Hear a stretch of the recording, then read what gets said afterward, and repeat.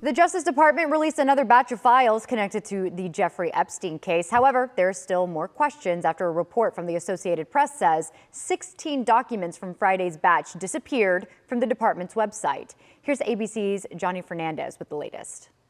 The Department of Justice posted 2 more batches of Epstein files on its website. The latest includes the grand jury testimony from April 2007. In those records, an individual identified as a 21-year-old woman describes being recruited by Jeffrey Epstein when she was 16, along with other underage girls, for illicit massages at his Palm Beach mansion.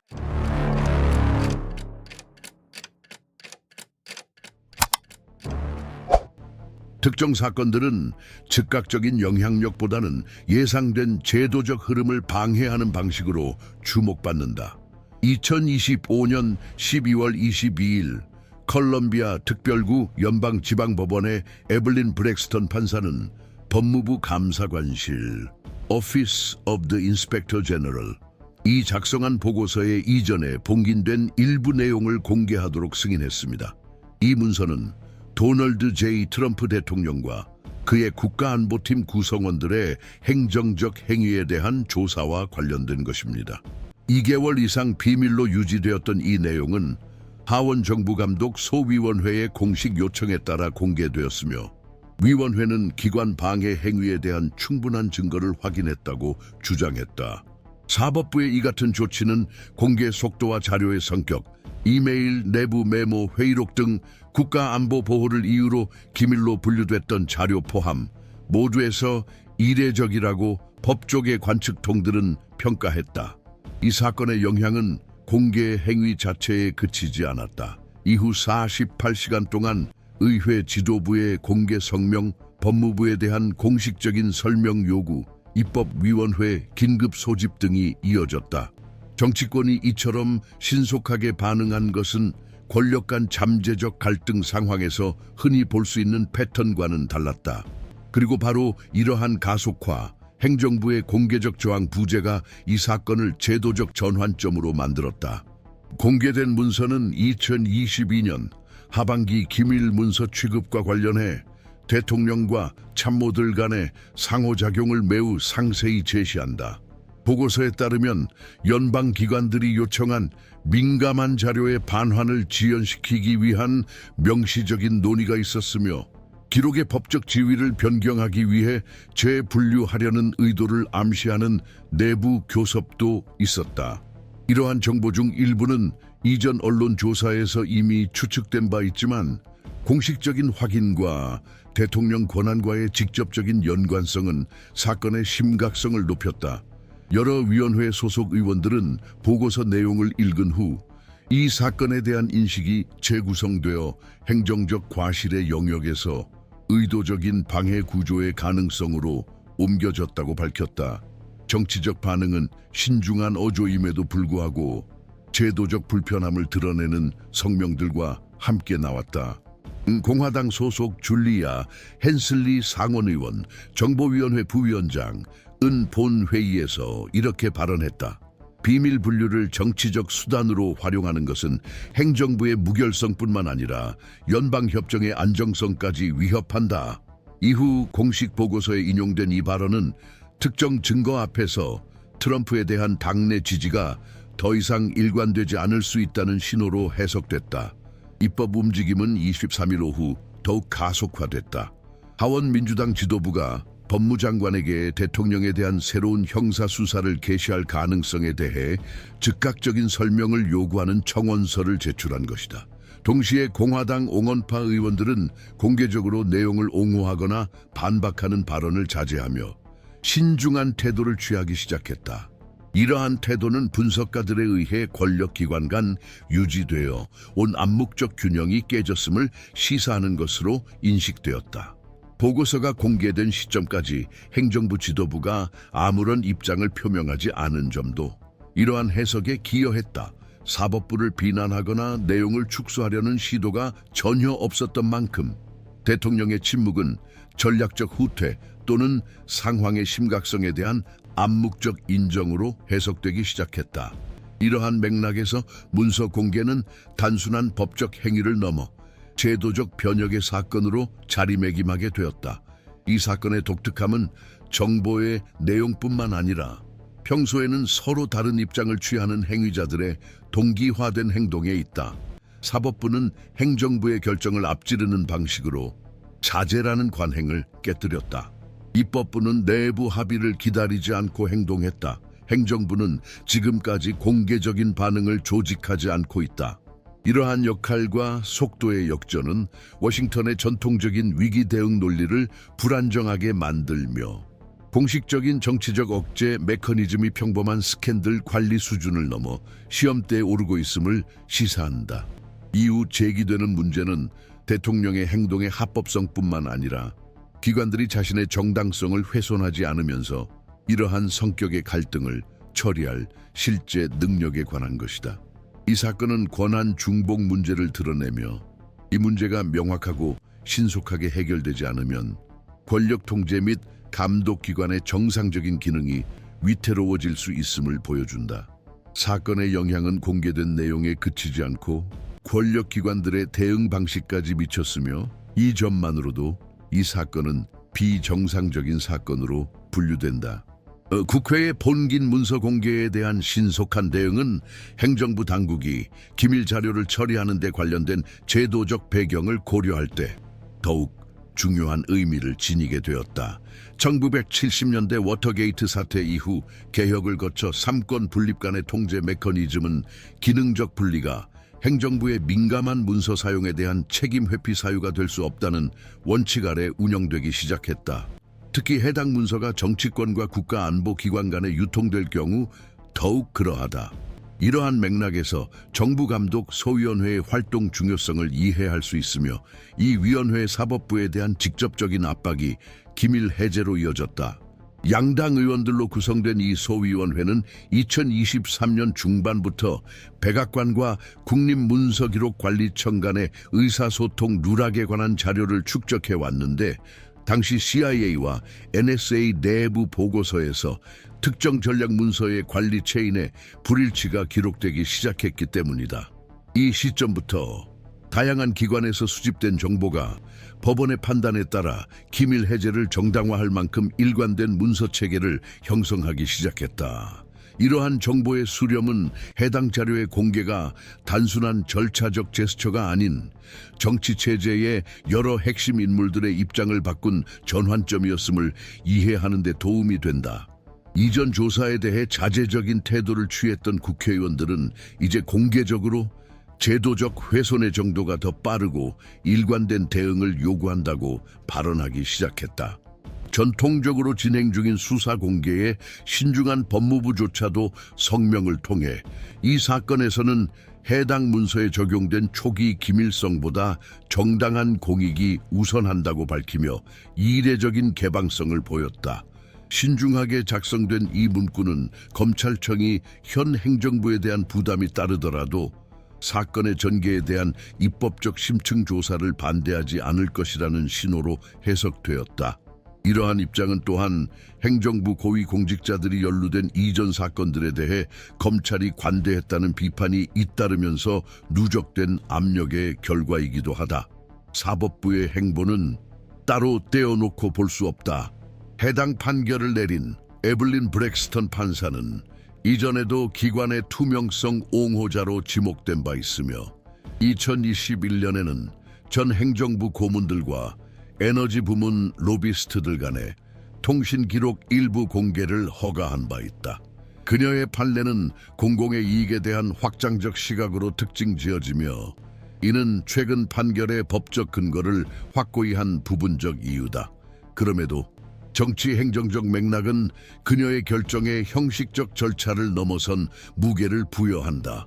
백악관의 침묵, 법무부의 재포지셔닝, 그리고 의회 공화당 세력의 동원까지 이는 서로 다른 권력 영역들이 비록 조율되지는 않았지만 위기 관리 초기부터 지속되어 온 전략적 억제 패턴을 깨려는 의지를 시사하는 드문 제도적 삼각관계를 형성한다. 옹원 공화당원들 사이에서 관찰된 움직임은 이러한 해석을 강화한다. 예를 들어 국가안보위원회 소속 리사 헨슬리 상원의원은 문서 처리 방식에 대한 비판을 넘어 논란이 시작된 이후 백악관이 제공한 답변의 일관성에 대해 인터뷰에서 의문을 제기하기 시작했다. 과거에는 당내 이탈로 분류될 수 있었던 그녀의 입장은 당내 중도파 인사들로부터 지지를 받았으며 이는 대통령에 대한 무조건적 지지 기반의 균열이 생기기 시작했음을 시사한다. 이 시점부터 공개된 문서의 내용에 대한 논쟁은 공식 기관이 확인한 증거 앞에서 당내 충성심의 한계에 대한 논의로 전환된다. 이러한 전환은 논쟁의 초점을 엄격히 법적 영역에서 통치성과 정치적 정당성 영역으로 이동시킨다는 점에서 의미가 크다. 단순히 법 위반 여부를 따지는 문제가 아니라 백악관의 현 지휘 체계가 유지될 경우 국가가 안정적이고 예측 가능하게 운영될 수 있는 능력이 훼손되는지 여부가 쟁점이 된다. 이러한 상황에서 언론의 보도 방식도 달라지기 시작했다. 이 사건을 신중하게 보도해 오던 주요 언론사들은 공개된 내용에 대한 분석을 부각시키기 시작했으며 전문가들은 이 보고서가 이전 의혹을 확인해 줄 뿐만 아니라 교차 조사에 대한 새로운 출발점을 제공한다고 지적했다. 이러한 움직임은 행정부의 핵심 인물들에 대한 압박을 강화하는 데 기여했으며 그중 일부는 이미 자신의 행보에 대한 의문을 받고 있었다. 그 결과는 아직 불확실하지만 제도적 역학이 실질적으로 변화한 것은 분명하다. 이전에는 관료들 간의 교착 상태로 여겨졌던 것이 이제는 일부 법학자들이 권력 남용 및 공화국 기관의 기능에 대한 고의적 방해 행위로 규정할 수 있는 행위에 맞선 민주주의의 회복 탄력성에 대한 진정한 시험으로 해석되기 시작했다. 행정부 수장과 관련된 문서의 기밀을 해제한 법원 결정은 워싱턴에서 권력기관 간 새로운 긴장 국면을 촉발했다. 이후 제도적 논쟁의 초점은 대통령 행위의 법적 한계로 옮겨갔으며 더 넓게는 근본적인 질문으로 확대되었다. 민주적 제도가 구조적 안정성을 훼손하지 않으면서도 이 같은 규모의 위기에 효율적으로 대응할 여건이 여전히 존재하는가? 헌법 교육의 전통을 가진 대학의 법학자들에 따르면 그 해답은 대통령 책임을 묻기 위해 마련된 법적 수단의 실질적 공허화를 분석하는 데 있다. 탄핵이나 입법부 통제 같은 메커니즘이 헌법에 명확히 규정되어 있음에도 최근 몇 년간 주로 선거적 목적으로 동원되면서 그 상징적 힘이 약화되었다는 것이다. 따라서 드러난 사실이 중대하고 확실한 증거로 뒷받침되더라도 이러한 수단의 정치적 활용 가능성은 의회 일부를 마비시켜 행정부와의 직접적 대립 대신 우회적 경로와 장기적인 조사를 선택하게 만든다. 다른 관점에서 일부 학자들은 이 사건을 사법부의 기능적 자율성이 재확인된 사례로 본다. 의회의 공식적 압력에 대응해 연방 판사가 비밀 해제를 승인한 것은 국가기구 내부에 여전히 활발한 이견의 영역이 존재한다는 증거로 해석된다. 이러한 해석에 따르면 이러한 영역은 한 권력이 협력을 거부하거나 법적 책임 요구를 회피하려 할 때 활성화될 수 있다. 따라서 사법부의 결정은 단순히 문서를 공개한 것 이상으로 권력 간 재균형 가능성을 상징했다. 그럼에도 같은 분석가들은 이 과정이 법치, 투명성, 절제에 대한 지속적인 헌신으로 뒷받침되어야 한다고 강조한다. 그렇지 않으면 어떤 조치도 자의적으로 인식되어 공공기관에 대한 신뢰의 붕괴를 더욱 부추길 수 있습니다. 세 번째 접근법은 더 비관적인 시각으로 현재 상황을 이른바 제도적 피로감의 결과로 봅니다. 이 주장은 반복되는 스캔들과 해결되지 않은 갈등이 만연한 맥락에서 집단적 무감각 현상이 발생한다고 주장합니다. 국민과 정치인들조차도 더 이상 아무것도 변하지 않는다는 생각에 익숙해져서 가장 심각한 사건들조차 무관심하게 바라보게 된다. 따라서 지금 공개된 내용이 공식 절차를 뒷받침할 만한 충분한 요소를 포함하고 있더라도 시스템은 무기력하게 반응한다. 상징적인 반응이 실질적인 행동을 대체하고 가장 큰 위험은 비정상적인 행위가 정상화되는 것이다. 장기적으로 거버넌스와 민주주의 이론 전문가들은 이러한 선택적 관용이 국가의 규범적 권위를 훼손한다고 경고한다. 이는 법 적용이 법적 근거보다 정치적 계산에 더 의존함을 시사하기 때문이다. 한편 이전에 기밀로 분류되었던 문서들을 공개하기로 한 결정은 국가 기밀의 역할에 대한 역사적 논쟁을 재점화했다. 판사의 조치는 공공행정의 완전한 투명성을 주장하는 단체들로부터 환영받았으며 민주주의는 권력을 행사하는 자들에 대한 지속적인 감시가 필요하다라고 주장했습니다. 반면 전략적 분야의 대표자들은 특정 기록의 공개가 민감한 작전을 위험에 빠뜨릴 수 있을 뿐만 아니라 외교적 마찰을 유발할 수 있다고 경고했습니다. 공개된 문서 일부에는 협상 중인 협정을 포함한 타국과의 교섭 내용이 포함되어 있어 국무부가 외부적 영향에 대한 우려를 은근히 표명하기도 했다. 민주적 책임과 국가 안보 사이의 이러한 충돌은 새로운 현상이 아니지만 대통령을 직접적으로 연루시킬 때는 특히 민감한 양상을 띈다.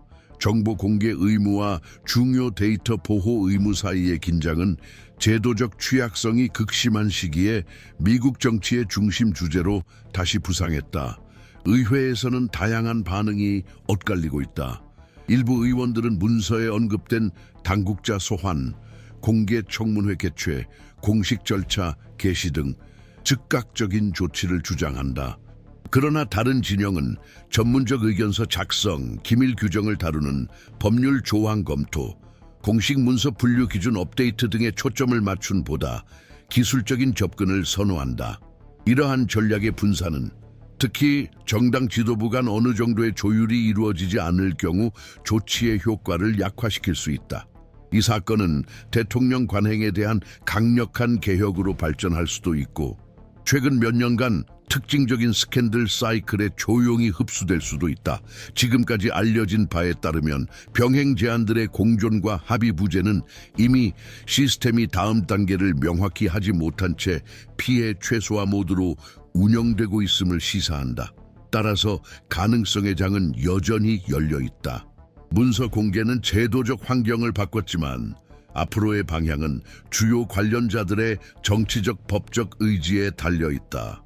양극화된 환경에서는 전략적 마비 위험이 높다. 동시에 비록 소극적이긴 하지만 배후에서의 움직임과 공개적 반응이 있다는 사실은 시스템이 완전히 정지 상태는 아니라는 점을 보여준다. 현재의 상황은 규범의 효과뿐만 아니라 압력과 모호함 속에서 이를 적용하려는 의지를 시험하고 있다. 결말을 좌우할 것은 공개된 문서의 내용뿐만 아니라 각 권력이 주장하는 원칙에 대한 헌신의 정도일 것이다. 장기간의 주저가 이어진다면 이 사건은 제도적 퇴보의 또 다른 증상으로 기억될 수 있다.